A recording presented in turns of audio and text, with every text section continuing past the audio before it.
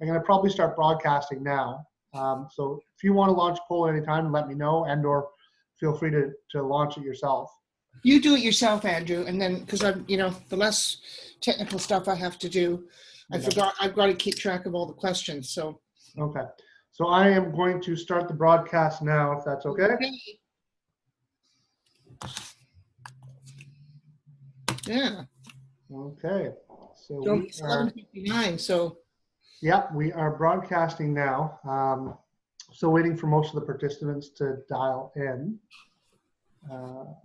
Hopefully the attendees got the invite, and there wasn't a mix-up on the time. I know sometimes there can be confusion with Eventbrite having a time scheduled. Let me. Well, and hopefully there's no confusion with the time. Yeah. Central time versus ET and all that. There we go. We got one person, it sounds like. No, that's my phone. Put that on Do Not Disturb.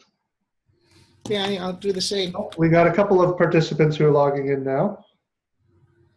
Hi, everyone. We're just waiting for a few more people to dial in. We'll be kicking off shortly. Just putting my phone on quiet here. My watch, I should say. So welcome, everybody.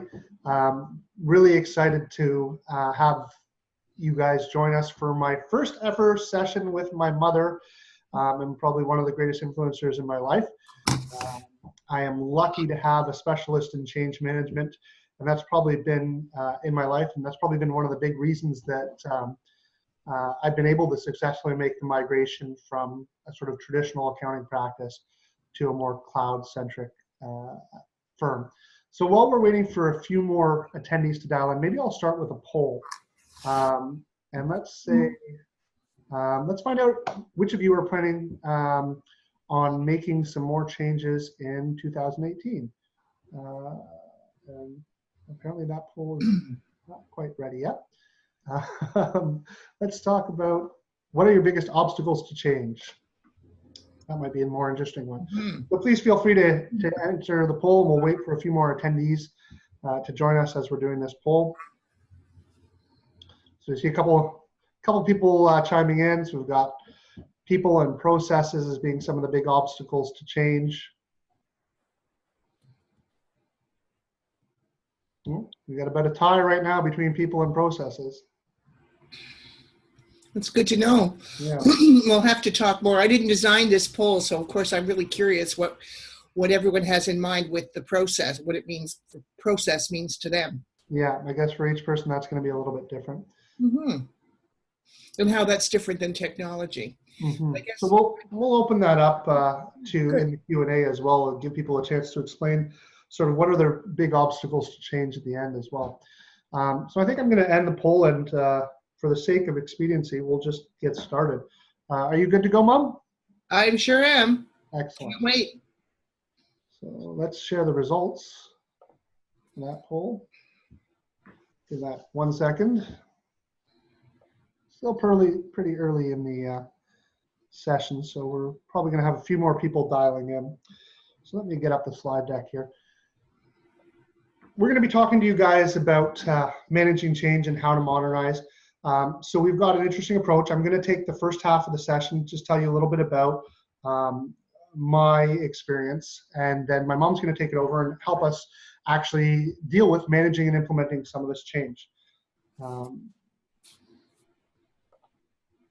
There we go. So about me, my name is Andrew Wall. I'm the owner of WallCPA, Chartered Professional Accountant, and I am also working with my father who owns CA4IT, and we're in the process right now of transitioning that practice over to mine. And that's where I've spent a lot of this time in migrating over a traditional practice into a more modern business. With my own firm, it was a lot easier because it was born in cloud. I do encourage everyone to connect with me on social so we can keep the conversation going. I'm on Twitter at WallCPA, as well as Instagram on at WallCPA, and of course on LinkedIn at the Small Business Accountant. So please do feel free to connect with me there so we can keep the conversation going. My mom, as I've mentioned before, is a PhD in change management.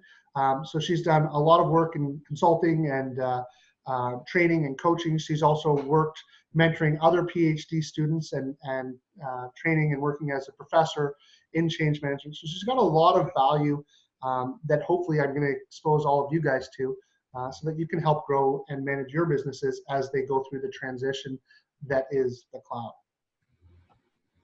So a little bit about the agenda we're going to do today is I'm going to start, like I said, with the first half. I'm going to tell you my story, and then we're going to go into a little bit about why you should modernize, and then a couple examples of how you might modernize your practice. This isn't an exhaustive list. It's just an introduction of a few of the areas that I've encountered and that we've seen at conferences like QB Connect and Get Connected, which is going to be next week. So I hope some of you are going to be attending that. And then my mom's going to go into exactly how you can actually implement that change. And we're even going to do some follow-ups after the session with some workbooks and some more homework for you guys, so that you can actually take this webinar and actually transition it into actually making a change in your business. And one of the problems I've always struggled with many of the webinars and conferences that I've attended is actually taking that content and that value and implementing it into my practice. So hopefully we're going to be able to help you get some concrete tools to help you implement that change. So without further ado, I'm going to share with you my story. And again, I'm going to try and keep this a little bit brief because I want to give my mom lots of time to go through her content. So my story is that I started working in a traditional firm, my father's accounting practice. I've been working in the family business since I was a teenager. Started working after school and in summers when I was in high school, and then went to school, did my degree in sociology, a BA, as my stepmother calls it, a bugger all in sociology. Came back and started working in the accounting firm, and then realized my passion for technology and started working with my father on one of the first cloud-based applications that we built, and came back into the practice and realized that there was something I really enjoyed working in accounting. And my father's practice was a great practice, very successful. He had a large team. Unfortunately, it was still very billable hour focused, had a lot of expensive overhead, and the growth opportunities for myself and the other staff really weren't there. In addition, the rigid structure of the 9 to 5 didn't work well with my growing family and my desire to spend more time with my family. So I wanted to have the freedom and flexibility to work the hours that I want and from the location that I want. So I actually went off about 4 years ago and started my own cloud-based firm. And the advantage was there was virtually no overhead. It was really high margin because I didn't have any overhead, and it was all about my time and putting it into it. It was location independent. I could work from anywhere in the world. And it had high growth. Of course, that's easy to say when you're growing from zero. It's easy to have high growth.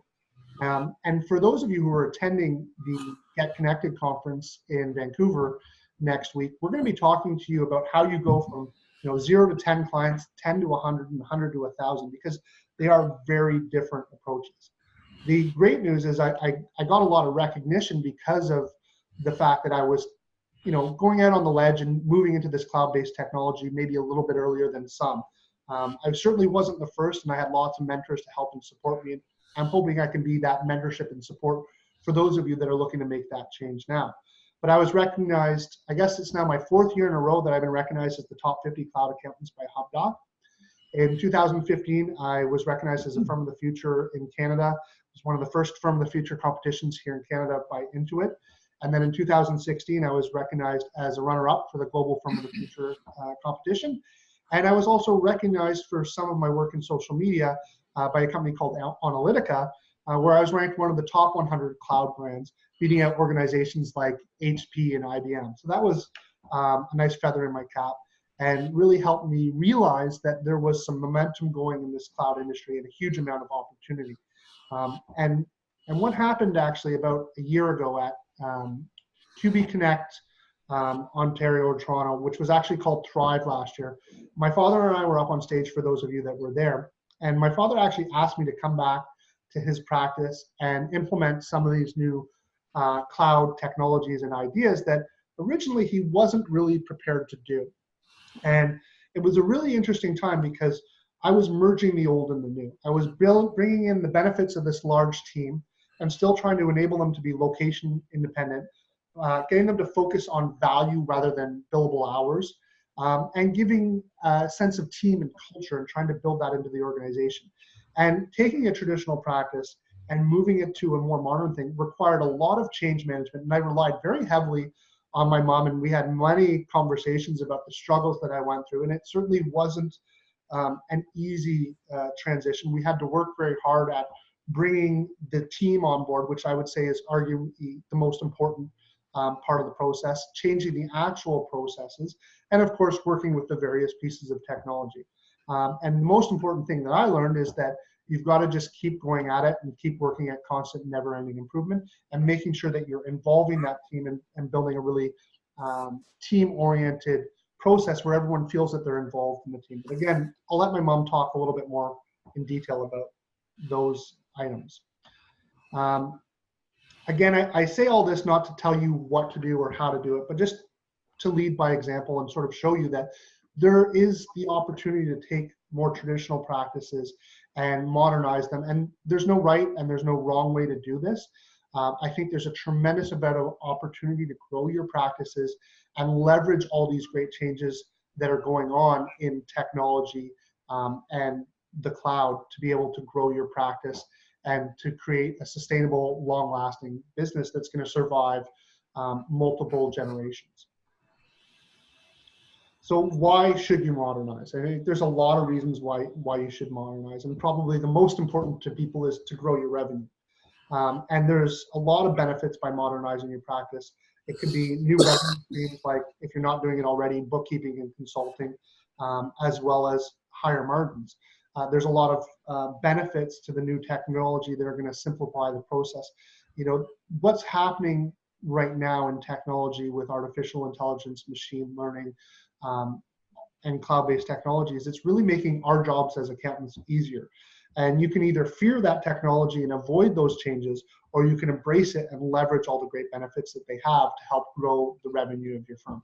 And whether that's by adding more dollars to the top line or more dollars to the bottom line by improving your efficiencies, both are benefits that you can reap by modernizing your practice.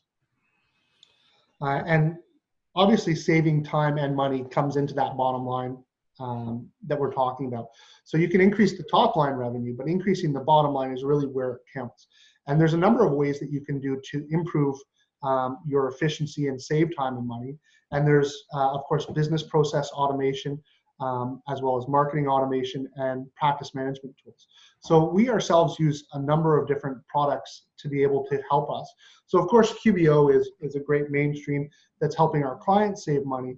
But then we also have our own internal processes and technology that we use to help systemize and automate everything from marketing to workflow. And of course, being able to manage all of that and keep on track of that as you grow your practice from, say, a single solopreneur to a few staff to multiple staff to staff all around the world, having the ability to be able to manage that practice is what's going to save you time and money.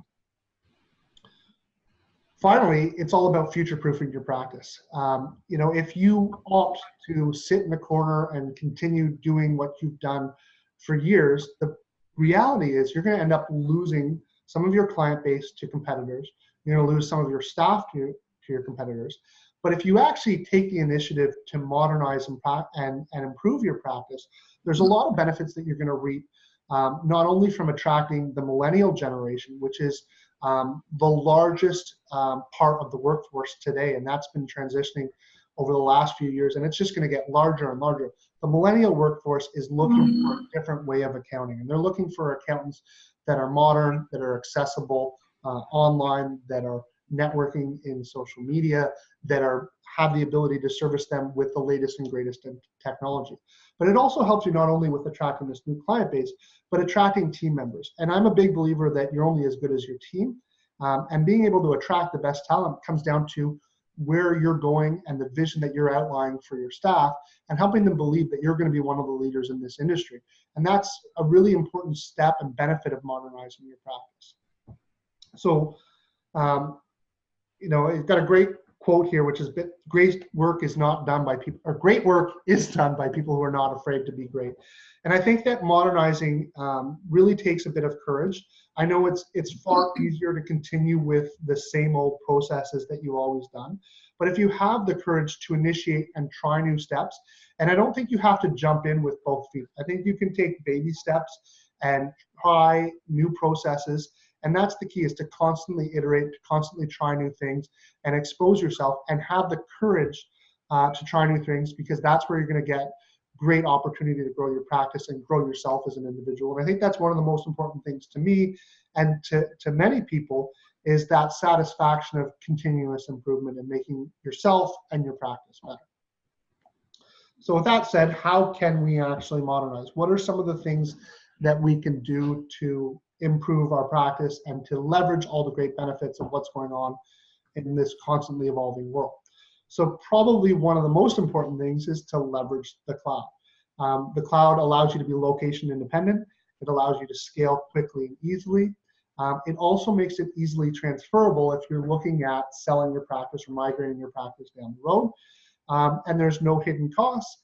And finally, there's some additional value in the security. Now, I know security is a contentious point with some people, because some people are afraid of the security of the cloud. But I can tell you that the security that is put in by organizations like Intuit and HubDoc and Receipt Bank and all these third-party apps is far greater than what most small business solopreneurs are putting into their own infrastructure. I know from our early days where we had servers, even with our magnetic tape backups, that failed, and our magnetic tapes, when we went to recover them, those ultimately failed too. You're not going to have that issue when you're using providers like QBO. In addition, for those of you that are concerned about backups and having the ability to do that, there are now third-party apps like Rewind. Rewind is a great tool that allows you to be able to take snapshots for the security and comfort of peace of mind of knowing that you've got those backups. But also, if you're looking at migrating people into the cloud and worry about, well, what happens when they leave the industry or they're no longer my client and I want to keep my historic records? Well, Rewind gives you the ability to have that snapshot that you can store without having to maintain the license with QBO. Now, that being said, I know that QBO is currently not deleting old files. Even if you close the account, it's actually kept on record. They say for 1 year, but my experience is they actually have yet and I had some early clients that migrated off the platform, and their things are still available to me today, and that's 3 or 4 years down the road. So lots of benefits in leveraging and using that cloud. I think one of the other great things that's worked well for our firm is the ability to leverage social media. And social media can be used in so many different ways, not only for attracting and retaining clients, which I think a lot of people think that's the only benefit that you get out of social media, but it's the networking as well as the learning and growth that you get out of it. The benefit that I've got out of participating in groups like the QBO and Quinty and QBHQ is immense, and particularly if you're at that point of wanting to make that migration. And in fact, that made me realize, we're talking about social media, why don't I start posting this live on Facebook? So Mom, I hope you don't mind, but it just made me realize we've got the power of social media here. Let's share it. And social media gives us the ability to amplify our network. And accountants have traditionally grown their practice by word of mouth. And I think one of the most important things is to look at social media as referral on steroids. And the benefits that you can get out of having someone like or retweet you is amplified. Typically, the average person has between 100 to 200 contacts on social media. So every time that they like or share or retweet a post, it's actually going to their entire network. So it gives us this one-to-many broadcast. And so there's a great opportunity to leverage all the power of growth, but also the power of learning and development as we're going through migrations and changes. So you can connect with people on Facebook groups and ask them for help and support. And the great thing about our community is that everyone's here and wanting to support this community and foster growth and help and support each other. So you'd be amazed at how quickly you'll get a response. If you post a question in one of these forums, you'll get 2 or 3 within a matter of minutes. And this can be a lifesaver when you're trying to test and implement new strategies with technology. And it's a really great tool to help you solve problems and identify opportunities where you can maybe make changes to improve your practice. Finally, there's this whole concept of value pricing. And this is one of the things that has a great impact on your bottom line. Some of you might have been familiar with it. I know it's pushed quite heavily at the QB Connect conferences. And for bookkeepers, this is really a necessity, because if you're going to use tools like QBO to automate your process and save you a bunch of time, but you're still billing by the hour, you're actually just reducing your revenue. But if you go into a value pricing model where the person is paying for the product or service that you're delivering rather than for your time, you can actually, as you improve your efficiencies, increase your margins and increase your benefits. And again, I would encourage everyone to look at Mark Wickersham and Ron Baker as the leaders or the godfathers of value pricing, because we're not going to do it justice. And I'm coming up to the end of my time, and I want to turn it over to my mom so she's got opportunities to talk to you about how we implement some of this change and some of the things that we need to do to actually be able to implement any of the changes that we're doing, whether we're looking at adding in social media, whether we're looking at adding in value pricing, whether we're looking at migrating or moving to the cloud. And I know that many of you are at that point now where you're seeing that we're beyond the tipping point. The cloud is here. We've got 2 million QBO users online right now, and this is a massive opportunity for you guys to leverage that user base with the Find a Pro Advisor network, as well as to be able to attract and engage with this millennial generation, which is very technology focused and are looking for accountants not to be laggards, but to be leaders in what's going on with technology. So I do want to encourage everyone to embrace this change and to take advantage of it. And I think the secret of change is to focus all of your energy not on fighting the old, but on building and embracing the new. And there's a lot of new technology and a lot of new great opportunities for you to embrace right now. And if you do have any questions about any of those technologies that I've worked on or that anyone in the community has worked on, please engage with us, ask us, keep this conversation going with us on social so that we can help you to succeed in your business. Now, with that said, Mom, why don't I let you sort of come in and talk a little bit about the change management experience. And now that we've got some ideas and some areas that we want accountants to look at and benefit from change, how do they actually go and take these opportunities and implement them into their practice? Thanks, Andrew. We were actually going to be hosting some questions at the end of the session. Is there a place I was going to be taking notes for you, and I'm not seeing questions posed? Is there a place that people can be? There is a Q&A panel, so if anyone wants to post some questions, we don't have any questions posted just yet. So if anyone does have any questions throughout the session, I will be monitoring that for you now too as well, Mom. Looks like there's no Q&As just yet. But anyone, if you do have any questions, feel free to post in the Q&A panel. Okay, good. Well, I was going to tell you a little bit about my background. I was trained originally as a social worker. I have an MSW from U of T, and I worked a lot with individuals, families, small groups, helping them make change of some sort, sometimes coming out of a crisis, sometimes dealing with parenting issues. And I was also trained as a therapist. And then I changed focus, and I started working with organizations and started getting involved in various usually large organizational change initiatives. And then at that point, I did my CMC, a Certified Management Consulting. So so I could build up my experience and understanding of what's involved in business and management rather than just the personal side of things. Then I decided to go back to school, and because I was seeing a lot of things that weren't working all that well in the management literature.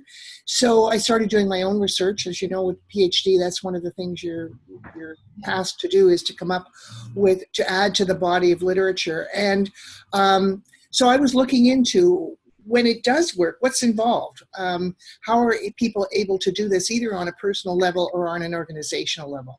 Because I was seeing connections there that wasn't showing up in the literature. So my career over the years has been involved in all kinds of aspects of change. I also, after I finished my PhD, I began teaching in a PhD program, mentoring students. Continued with my consulting practice and doing executive coaching as well, all related to one or more aspects of change, either individual or organizational. I've also, over the years, been acted in a project management role.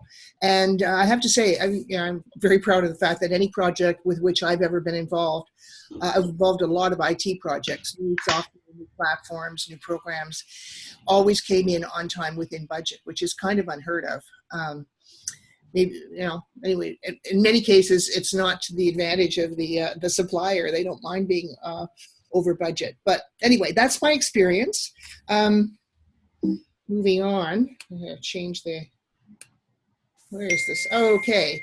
So over the years, I've seen a lot, just like that ad for the insurance company. And one of the things that strikes me often is that we assume, and much of the literature assumes, that organizational change and personal change are totally different. And they're not. There are some differences, there's no question. But taking on change of an organization, a group, a large, has many of the same earmarks as making personal change. And we all have experience with that, whether it's deciding to go back to school, in my case, and in Andrew's case, it's deciding to start a practice, an accounting practice, or a new business. We all know what's involved, or deciding, all our New Year's resolutions, deciding, well, this is it. I'm going to go on a diet. I'm going to lose weight. I'm going to get in shape. This is something we all know about, and we probably don't even realize how much we do know and understand. And then, of course, we have had experience with organizational change as well, whether it's us trying to lead it or, quote, being done to us. And some of that experience is helpful and some of it not so much. But there are some overlaps, and that's one of the things that I'll be talking about later on. One of the biggest pitfalls I've seen is the assumption that everyone is on board. And I can't tell you, if I had a dime for every time I was involved in a project where the boss decided, well, we're going to do this now, and it's a great idea, and then they roll it out and find, surprise, surprise, it really isn't appropriate, and the people that are involved in actually doing the work or using the new software say, this should never have worked. I mean, it should never have been done. Why the heck didn't they talk to us? So you can't assume that even though you think it's a good idea, if you're leading the change, that everyone else is with you for good reasons or maybe not so good reasons. But you really need to start looking around and seeing who's with you. There's nothing worse than, being the head of the charge, saying charge and looking behind you and there's no one there. The other major pitfall, and that shows up a lot in the management literature, which is we assume that resistance is normal and it's going to happen. One of my professors, she'd been around, she was kind of an old gravelly voiced pro, and she said, oh, people don't resist change, they change all the time. What they resist is having change forced down their throat. Good point. Some people move more quickly into change than others, just by temperament or because they see something in it for themselves. So we can't assume that everybody quickly will go for whatever it is that we're looking to change or move forward on. But we also can't assume that they're going to resist. And usually when whether, as the salesmen all know, one of the things you want to find out is, why are they resisting if they're against it? And usually it's because they're not seeing something in it for them. I'm simplifying, but anyway, that's one of the other big pitfalls. The other major pitfall, again, in the sort of classic theorists in organizational, in management, kind of assume, sort of you get ready, do it, and then it's done. One of the more famous people, Edgar Schein, he had a three-phase theory of change, which was unfreeze, change, and freeze. So, well, surprise, surprise, there's tons and tons of literature about all the organizational change projects that have failed, that have not only come in over budget, more than expected, but just never worked. So what we know from personal change is that it is a multi-phase cycle. And there's a very famous research project about people who did lasting change, like lost 100 pounds, stopped drinking, when that was without any help. Like, often people will go to programs like AA and find it very helpful, or Weight Watchers. These are people who made change on their own. And they interviewed hundreds of them. And what they found is actually 6 phases of change. And it starts long before you actually do the planning. It starts with what they call pre-contemplation, where you're not even really thinking about it, but you're seeing ads maybe on TV about, maybe this is a way to lose weight, or seeing ads about cottages for sale.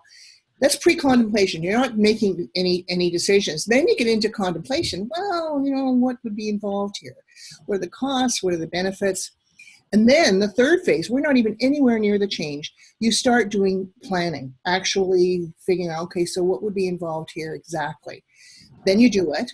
Again, this is only the 4th stage. And then one of the things that they mention, and we don't talk about very much in organizational literature, is the fact that you can recidivate, you relapse. And often for us, that feels like a failure. But in fact, the literature says, no, this is part of the process, and you got to be prepared for it, and you've got to find ways to get back on track. And then the final cycle is the maintenance. Like, okay, so you're in shape now, you slipped off the rails over Christmas, but now you're going to get back on, oh, well, we know someone. I don't think you're the only one, Andrew. No, 10 pounds later. Yeah, maintaining is one of the biggest challenges. And again, this is a big part of change. So if you really want this to work, you got to look at all aspects of it. And there's tons of experience saying, where there's huge failures. And that's, again, one of the biggest pitfalls, is thinking that you're not going to anticipate a glitch and anticipate it and be prepared to deal with it as fast as you can, whether it's you anticipate and head it off, or you deal with it quickly. And you have to think, like, when Obamacare was launched, the fact that no one could access the website, I have to think, what in heaven's name were they doing? Anyway, we know. So these are some of the biggest ones I've encountered. In terms of how you deal with them, it's a lot of, measure twice, cut once. I'm not a carpenter by any means, but it's a pretty famous and useful setting. I'm trying to move this forward. Oh. Come on. Why is this not going? Sorry. Can you give me a hand here, Andrew? Yeah. My apologies. Didn't think that was up on the screen. Oh, here's a bad boy. Okay. Can we do it now? Okay. So there are a lot of tools. And as Andrew mentioned, there's no right one. But one of the major things at the front end is you want to, from the outset, really be clear about who is affected. Oh, here we are, back there. I pushed too many. We will call that stakeholder analysis. Basically, you want to identify who has a stake in the outcome of whatever change it is that you're planning to make. So obviously, if you're wanting to get in shape or go on a diet, it might probably the major stakeholder is yourself, but it could be certainly your family. They're going to be affected by time, money, whatever that is involved in your making that kind of change. But obviously, when you move up a level and you're at the organizational level, there's all kinds of people involved. And that starts with the vendor, with you, your staff, your client staff. And so at the beginning, you really want to identify who's involved here, what's in it for them, and how will they be affected. We also work a lot on just the plain old rational analytic skills, which in the accounting profession, you folks are pretty good at, but also some intuitive assessments. And I know that's often a dirty word in business. One of my PhD students actually did her dissertation interviewing CEOs on their use of intuition, which they don't necessarily talk about, but in fact they use all the time. It's that sometimes the sixth sense, sometimes it is actually, well, someone once explained to me that intuition is actually rapid focusing rational decision input and data processing. It's not as mysterious as it sounds, but good planners and decision makers use both. So again, we'll talk about that in future sessions. but just using one of the without the other is you're not going to be that successful. There's also the whole business of the skills around project planning and management. Some of you may have a PMI, the designation from the Project Management Institute, or I've heard about it. They're very good at the whole very systematic project planning, usually for large projects. They may not, probably not appropriate for smaller organizations. But and one of my students looked at the use of PMI tools and versus the other tools for managing change I won't say where, it was in Ontario, and big projects in Ontario. And what he found is that there were real problems because they only used the one, which was the PMI approach, the project, just the rational linear approach. So you need both. Also, one of, I think, probably the best suggestion I ever got from anyone around project management was from someone longer in the tooth than I was at that point, who said you need to constantly be scanning the horizon for bottlenecks. What slows down projects are these unanticipated slow-ups that catch you by surprise. So it could be sign off that you need to take from someone. It could be, that's in a large organization. It could be getting some approval, could be getting payment. You name what the bottleneck could be, and you need someone out there looking for it and anticipating it and planning for it. And that may be the leader of the change. It could be someone totally different. That was a role I often played, and I think that's one of the reasons we could pretty much guarantee it to our clients on time, on budget, because I was the one that was, I didn't necessarily solve the problems, but I identified them and made sure that we could deal with them, whether they were technical or personal, or often management issues. I know, sorry to interrupt you, Mom, but that was sort of one of my number one takeaways out of QB Connect, was that I needed to fire myself. And it was so that I could spend less time doing client work and more time scanning the horizon. Yeah, constantly, yeah. It's so easy for us to get right into the meat of doing the work and dealing with clients, to forget to look down the road and scan the horizon, as you say. Yeah, and as I said, in my case, I'm not a techie. I understand in broad brush strokes, what's involved, but which was good. It gave me some space away from it. It gave me, again, clearer eyes to look for where we could anticipate some problems.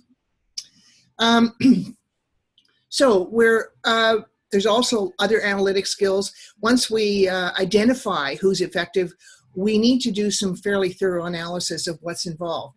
So, for instance, looking at demographics are a big thing with change, especially with change around technology.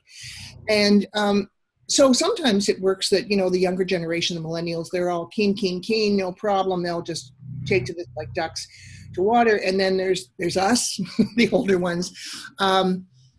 We can maybe assume that they're not going to be keen. Well, that's not necessarily true. As one of my colleagues pointed out, we old folks, we've been through technology from the early days.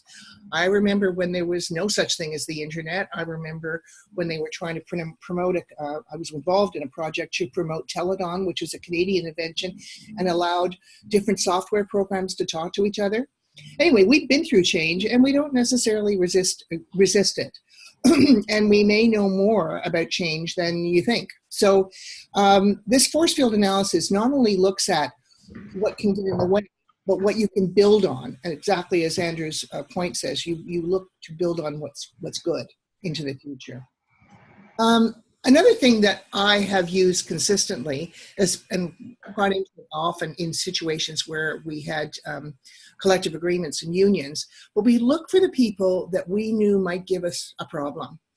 And they're often the natural leaders. They might be union leaders, maybe not. But they're the ones that can sway and influence other people.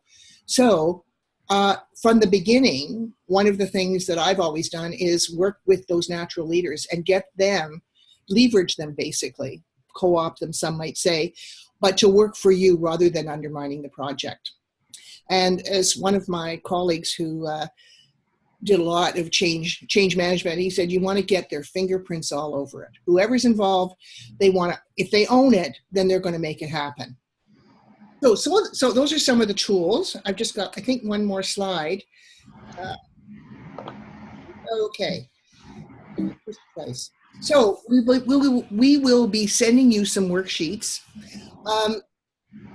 One of the things about worksheets, they may look kind of dreary and boring, but I find them, it's kind of like a recipe. I may know how to make soup, but you know what? I really like looking at a recipe because it kind of makes sure that I don't forget anything significant.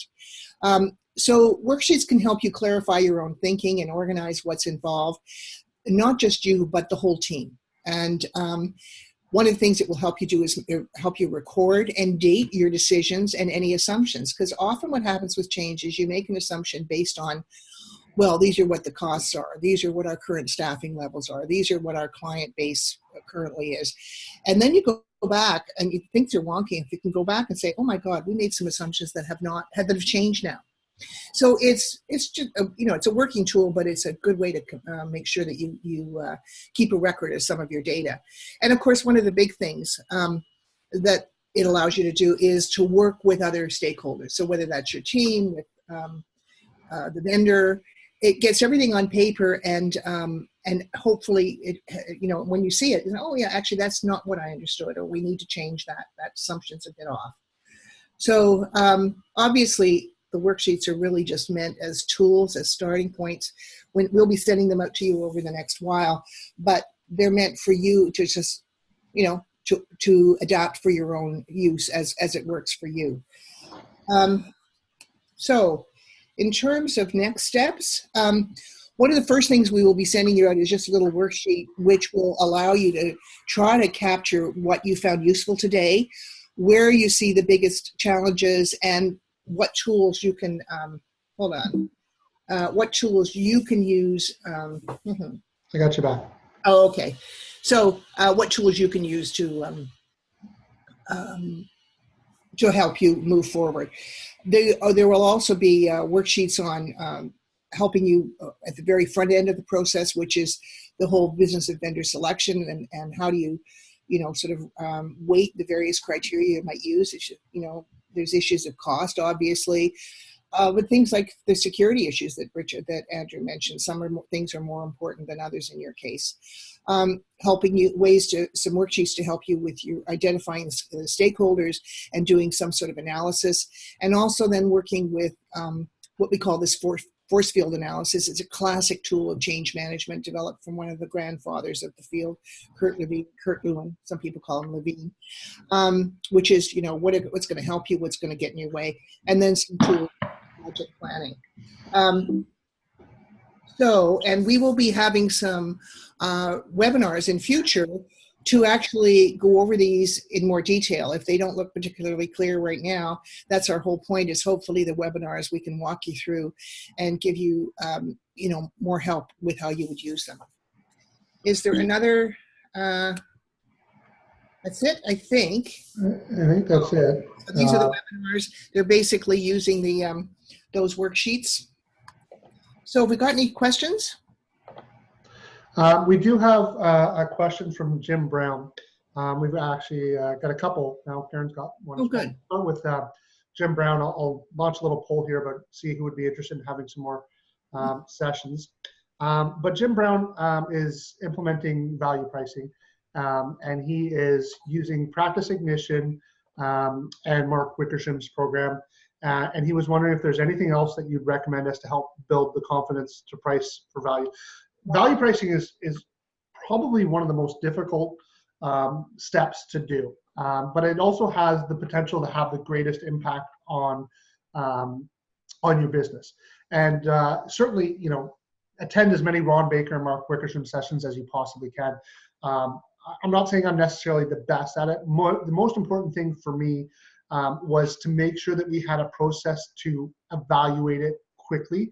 One of the first things that we did very poorly was that we set up a value pricing package and didn't really look at all the pricing and everything until the end of the year, and had some value pricing packages that worked amazing and then some other ones that didn't work so great. So we made sure that we were looking at it on a more regular basis. So now we look at it every single month. make sure that the packages are on point and that they work within the client's needs. So that's really important. I know that there are a couple other people that are putting together some programs. I think Tanya Hackman Helps, and Tanya's boot camp is put together. I know she was talking to me at QB Connect about this little app to help simplify the value pricing process. But to be honest, you've got two of the best tools out there right now, which is Practice Ignition, as well as Mark Wickersham's program. Those are arguably the two best programs for helping you move into value pricing. So I don't know if I'd recommend anything over and above those, other than making sure that you're working on that process and that you're really hands-on for those first couple until you know that the pricing is working and that you're getting the best out of it that you can. And talk and communicate in the communities to see how other people are doing it and what their experiences were like. I know sometimes that everyone tells you about all the great sides to it, and there are struggles. So be really careful on those first couple to make sure that you're pricing them right. So that would be my tips on that. Can I add to you when you're finished, Andrew? Yeah, sorry. Go ahead. Go ahead. No, you go.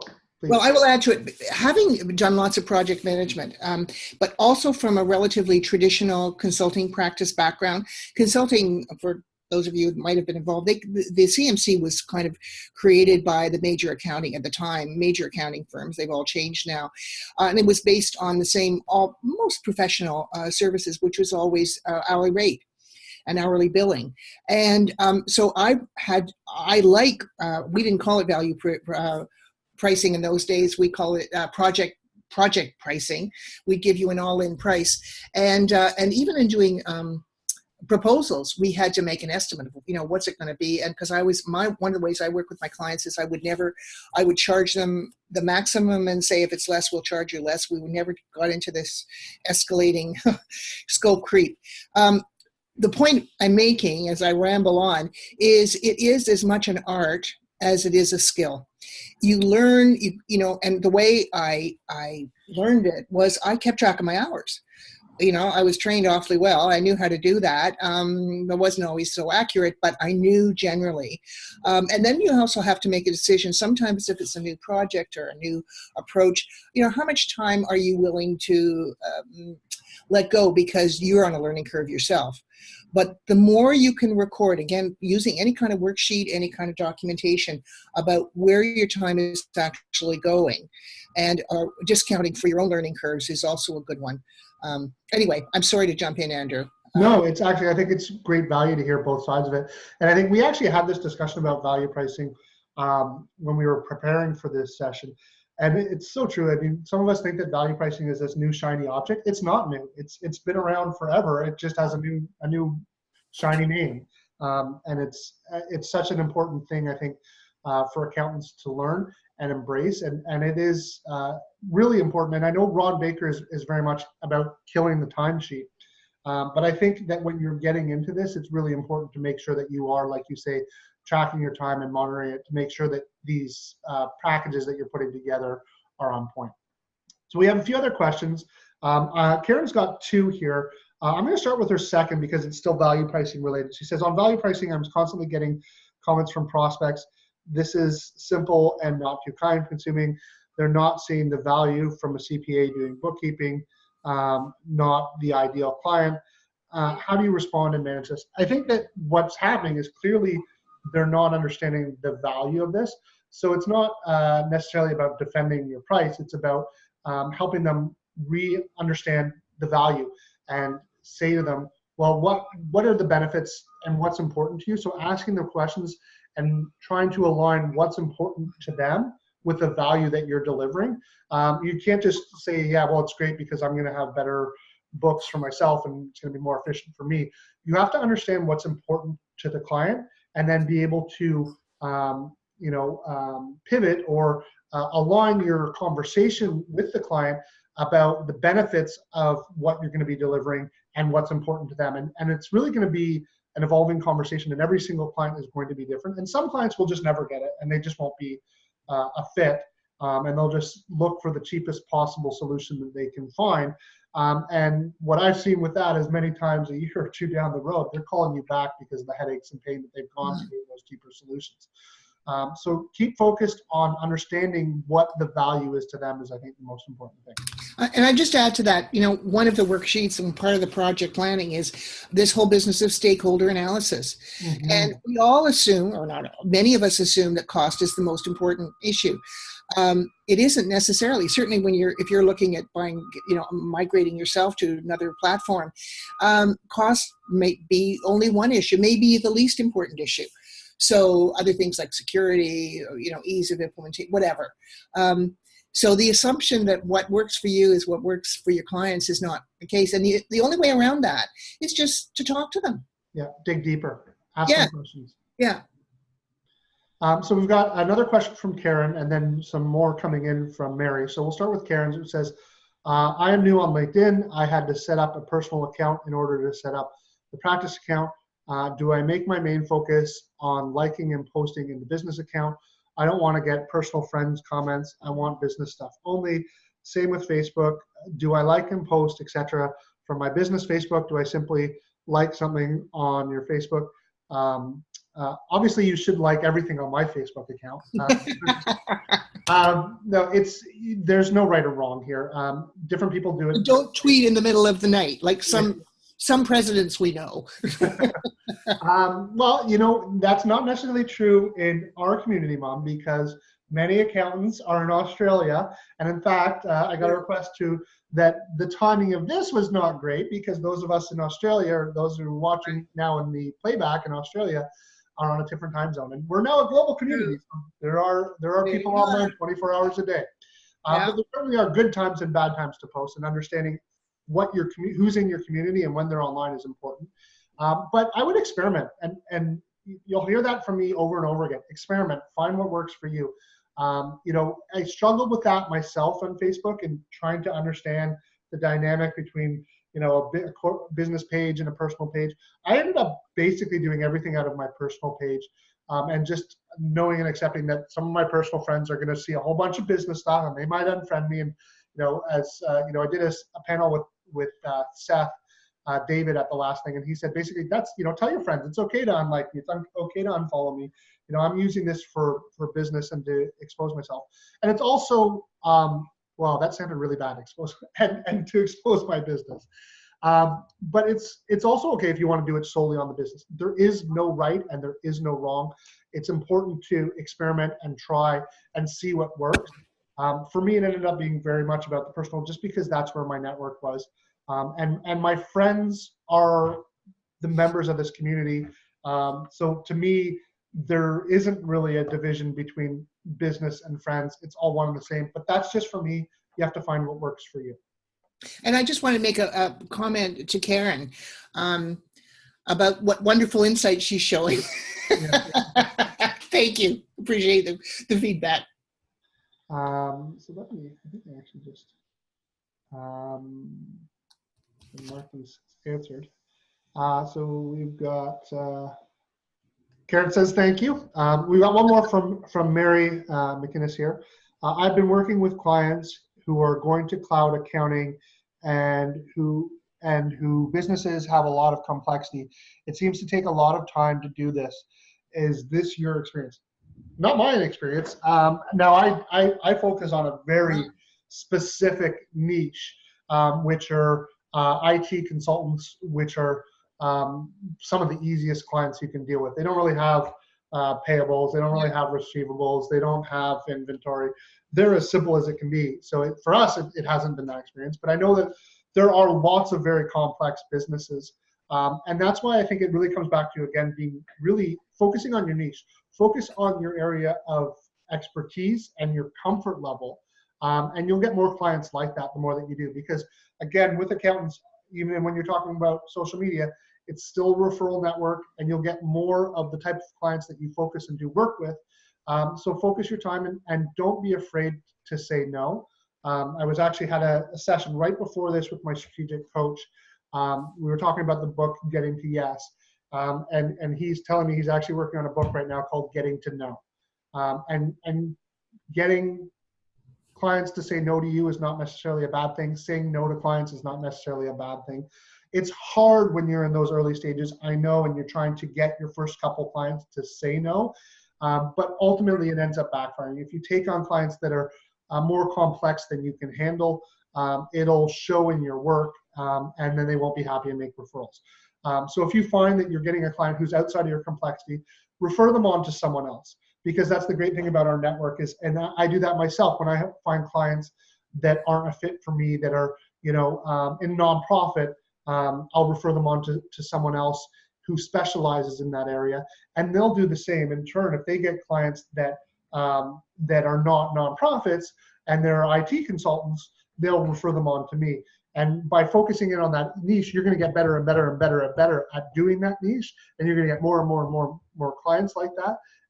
And you'll build your business in a better way by actually saying no to those clients that are more complex. But having said that, Andrew, and I agree, sometimes you do want them to say no, and especially with the value pricing, if you find that you've got a client that is so stingy that they want you to work for nothing, you have to say no. I mean, I've done that. I've tried it out. It doesn't work because I just get so resentful. And anyway, so there's definitely a time and a place for no. In terms of complexity, I would encourage you to slow down and think about it. I mean, some of the material that we can cover is really about sort of understanding the complexity. At first, it looks impenetrable, but, organizations are all just people. And I've found, and it sometimes takes time. It's not a quick fix. But I've had projects that work. Once you get inside that web and sort of identify because it may be that the boss has all the power, but there are other people that are actually sources of power and that can help you move forward. Anyway, I don't want to oversimplify things, but at the same time, complexity doesn't necessarily mean it's impossible. So, Andrew, does that contradict what you're having to say? What you're saying? No, I don't think so. I mean, the big thing here is everyone is going to be different. Everyone is going to handle this, our focus has been to take a very specific niche. And I know also that when you're starting out, that focusing on a niche isn't that easy. So you often do take a lot of clients that are more complex than you would normally handle. And I think that's great advice. And I think what is great about this, Mom, is that we have two different perspectives. And I think people want to hear that. So thank you. And I'm certainly not intimidated by complexity. I actually kind of like it. But then there's times too when you're hitting the wall and you're not going to get anywhere. It's just too slow. And then you walk. Yeah, and I think this also comes back to, I think you made a really interesting point when we were talking about consulting.